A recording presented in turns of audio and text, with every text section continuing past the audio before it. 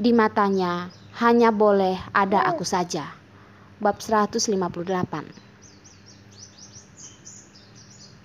Ketika Yuki dengan kelelahan mandi dan menggunakan baju, Rehan sudah berpakaian rapi, duduk di sofa ruang tamu.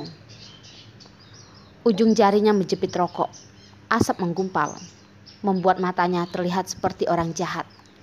Seperti itu melihat Yuki. "Kau mau ngapain?" Emosi Rehan muncul lagi. Kenapa wanita ini susah dijinakkan? Melihat wajahnya, sama sekali melihatnya. Yuki dengan datar berkata, "Karena kau tidak ingin pergi dari rumahku, jadi lebih baik aku yang pergi."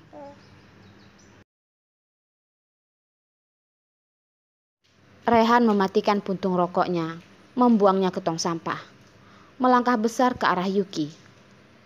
Dengan kasar mendorongnya ke arah pintu. "Yuki, kau wanita yang melanggar janji. Kau pernah berjanji hari Sabtu bersama-sama akan menemui Ken.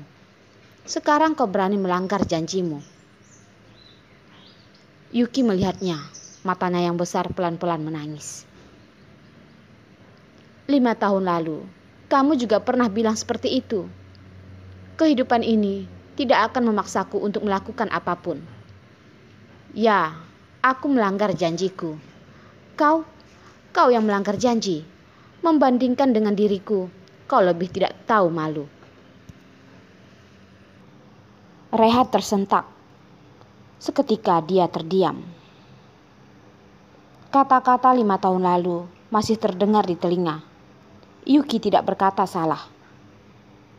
Keheningan yang menyesak saat itu cukup lama.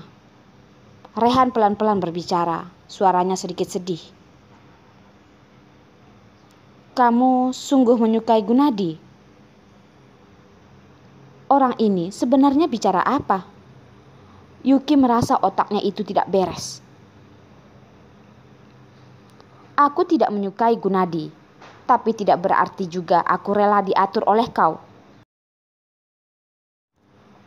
Di dunia ini, apakah ada yang lebih egois dari kamu? Apakah aku sudah mengundang kamu ke rumahku? Apakah aku mengizinkan kamu untuk menyentuhku?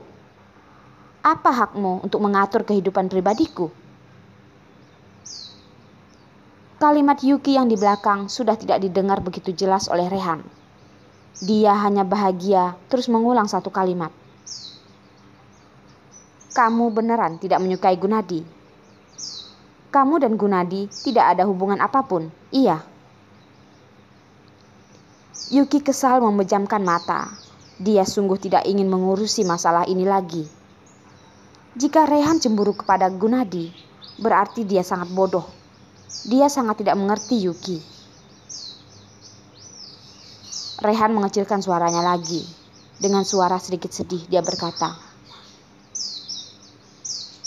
"Aku pikir kamu akan mempunyai perasaan kepadanya. Dia itu sangat mirip dengan kakak kelasmu, Stephen."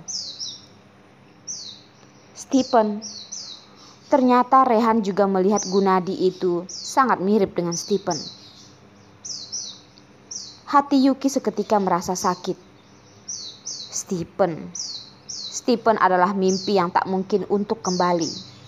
Dalam kehidupan ini hanya bisa mengenangnya, mengenang kenangan manisnya. Melihat wajah Yuki yang berubah menjadi putih pucat, Rehan langsung menyadari apa yang dipikirkan olehnya. Dengan kasar, langsung memeluknya dengan erat. "Yuki, aku tidak mengizinkan kamu memikirkan pria lain. Saat denganku, di matamu hanya boleh ada aku." Suaranya sedikit serak, seperti anak kecil yang egois. Yuki masih dipeluk olehnya, tapi hatinya canggung. Mungkin Rehan benar-benar mencintainya, tapi cara dia mencintainya membuatnya terasa sangat berat, sangat susah untuk bernapas. Memeluknya sebentar, Yuki juga tidak menolak, hanya menerimanya saja. Suasana hati Rehan pelan-pelan membaik. Dia melihat ke bawah, melihat matanya. Suaranya terdengar. "Yuki, kamu tidak kangen dengan Ken? Aku sudah dengannya. Hari ini aku dan kamu akan membawanya ke wahana bermain. Dia sangat senang. Kemarin malam dia masih menelponku, bertanya." Melihat Yuki sedikit ragu, sikapnya lebih santai. Rehan dengan sibuk mengeluarkan ponselnya. Segera mencari foto Ken yang terbaru. "Kamu lihatlah, ini Ken sedang bermain biola.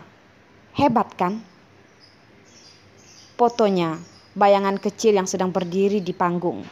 Cahaya yang menyorotinya, malu tersenyum disirati oleh lampu, sedikit silau. Terlihat tidak kesenangan tampil, justru terlihat sangat tegang dan takut. Tiba-tiba, mata Yuki basah. Sepertinya anak ini memiliki takdir yang besar dengan dirinya.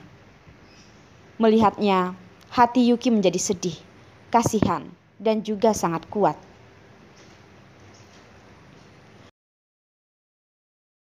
Melihat wajah Yuki, Rehan merasa sedikit berhasil. Dia menambahkan lagi.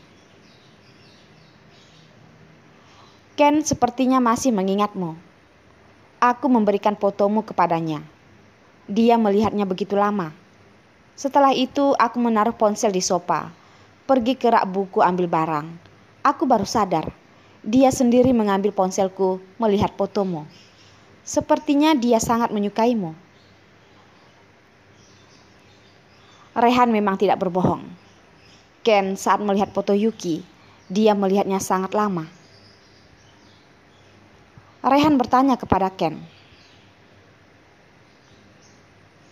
"Ken, apakah kau suka dengan tante ini?" Tapi dia menggelengkan kepalanya, lalu berlari.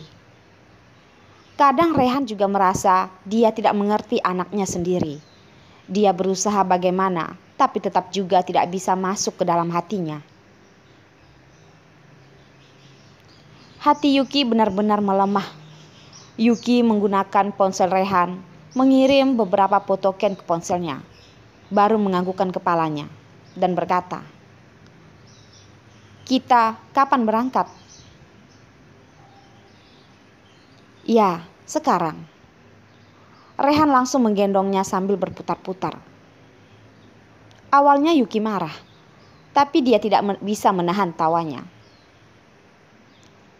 "Hei Rehan, kamu ini seperti anak kecil. Cepat turunkan aku,"